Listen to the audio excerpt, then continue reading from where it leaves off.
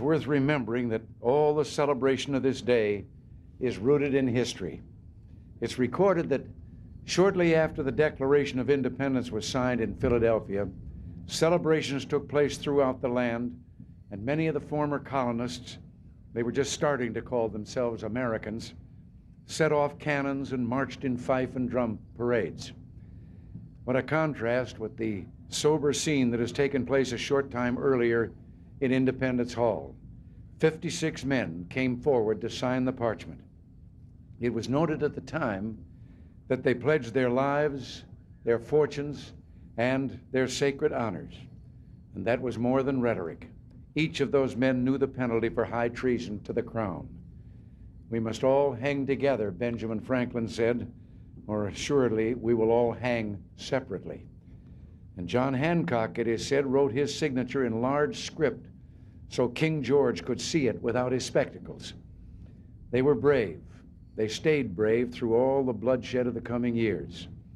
Their courage created a nation built on a universal claim to human dignity, on the proposition that every man, woman, and child had a right to a future of freedom. For just a moment, let us listen to the words again. We hold these truths to be self-evident, that all men are created equal, that they are endowed by their Creator with certain unalienable rights, that among these are life, liberty, and the pursuit of happiness.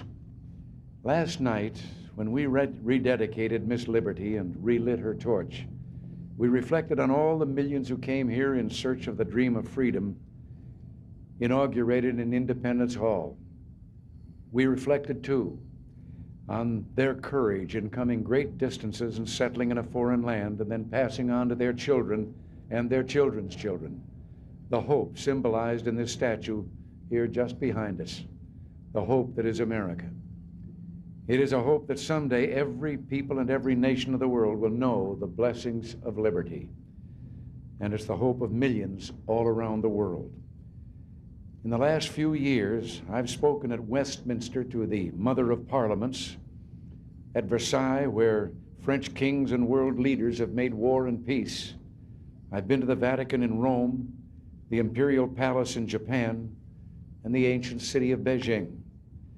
I've seen the beaches of Normandy and stood again with those boys of Pointe du Hoc who long ago scaled the heights, and with, at that time, Lisa Zanetta Hen, who was at Omaha Beach for the father she loved, the father who had once dreamed of seeing again the place where he and so many brave others had landed on D-Day.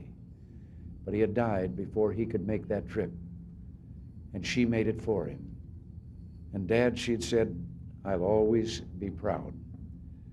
And I've seen the successors to these brave men, the young Americans in uniform all over the world, young Americans like you here tonight, who man the mighty USS Kennedy and the Iowa and the other ships of the line. I can assure you, you out there who are listening, that these young people are like their fathers and their grandfathers, just as willing, just as brave, and we can be just as proud. But our prayer tonight is that the call for their courage will never come, and that it's important for us, too, to be brave. Not so much the bravery of the battlefield, I mean the bravery of brotherhood. All through our history, our presidents and leaders have spoken of national unity and warned us that the real obstacle to moving forward the boundaries of freedom, the only permanent danger to the hope that is America, comes from within. It's easy enough to dismiss this as a kind of familiar exhortation. Yet the truth is that even two of our greatest founding fathers, John Adams and Thomas Jefferson, once learned this lesson late in life. They'd worked so closely together in Philadelphia for independence. But once that was gained and a government was formed, something called partisan politics began to get in the way. After a bitter and divisive campaign, Jefferson defeated Adams for the presidency in 1800. And the night before Jefferson's inauguration, Adams slipped away to Boston, disappointed, brokenhearted, and bitter. For years, their estrangement lasted.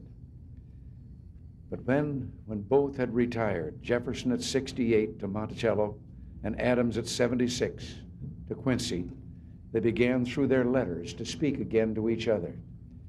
Letters that discussed almost every conceivable subject: gardening, horseback riding, even sneezing as a cure for hiccups, but other subjects as well: the loss of loved ones, the mystery of grief and sorrow, the importance of religion, and of course, the last thoughts, the final hopes of two old men, two great patriarchs for the country that they had helped to found and loved so deeply.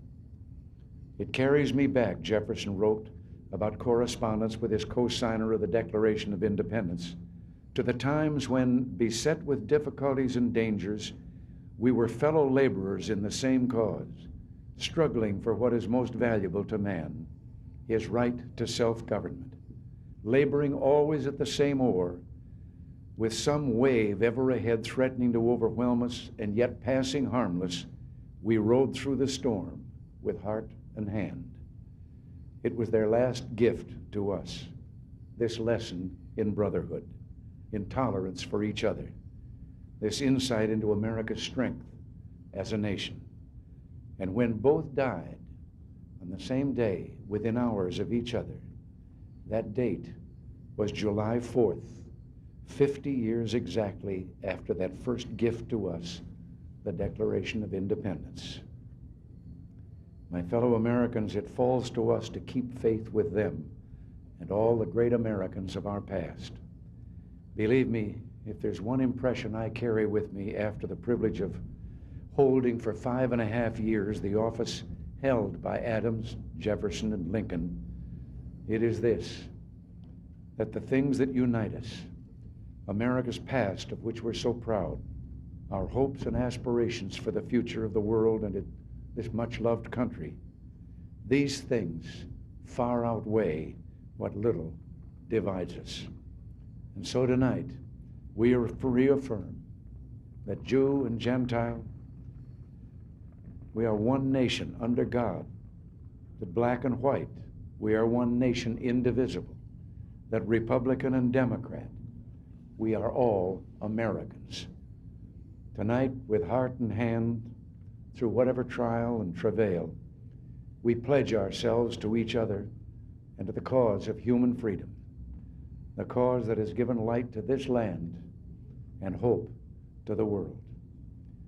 My fellow Americans, we're known around the world as a confident and a happy people. Tonight, there's much to celebrate and many blessings to be grateful for. So while it's good to talk about serious things, it's just as important and just as American to have some fun. Now, let's have some fun. Let the celebration begin.